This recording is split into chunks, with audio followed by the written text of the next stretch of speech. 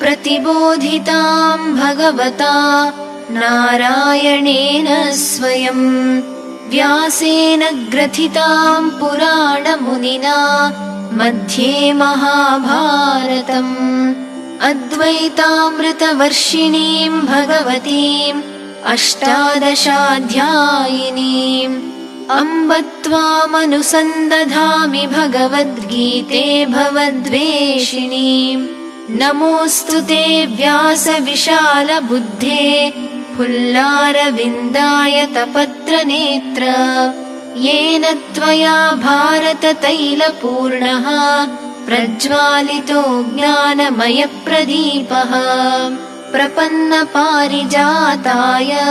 स्तोत्रवेत्रैकपाणये ज्ञानमुद्राय कृष्णाय गीतामृतदुहे नमः। सर्वोपनिषदो गावो दोग्धा गोपालनन्दनः पार्थो वत्सः सुधीर्भोक्ता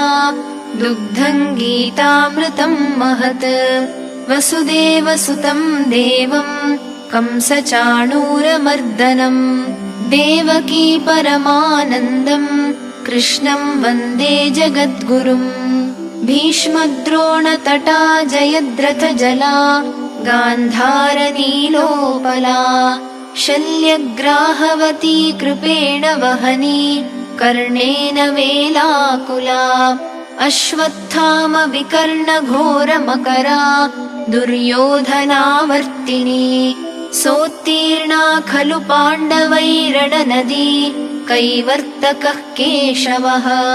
पाराशर्यवचः सरोजममलम् गीतार्थगन्धोत्कटम् नानाख्यानककेसरम् हरिकथा सम्बोधनाबोधितम् लोके सज्जनषट्पदैरहरहः पेपीयमानम् मुदा भूयाद्भारतपङ्कजं कलिमलः प्रध्वंसि न श्रेयसे मूकं करोति वाचालं पङ्गुं लङ्घयते गिरिं यत्कृपातमहं वन्दे परमानन्दमाधवम् यं ब्रह्मा वरुणेन्द्ररुद्रमरुतः स्तुन्वन्ति दिव्यैस्तवैः वेदैः साङ्गपदक्रमोपनिषदैः गायन्ति यं सामगाः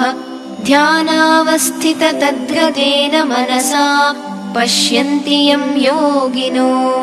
यस्यान्तन्न विदुः सुरासुरगणाः देवाय तस्मै नमः।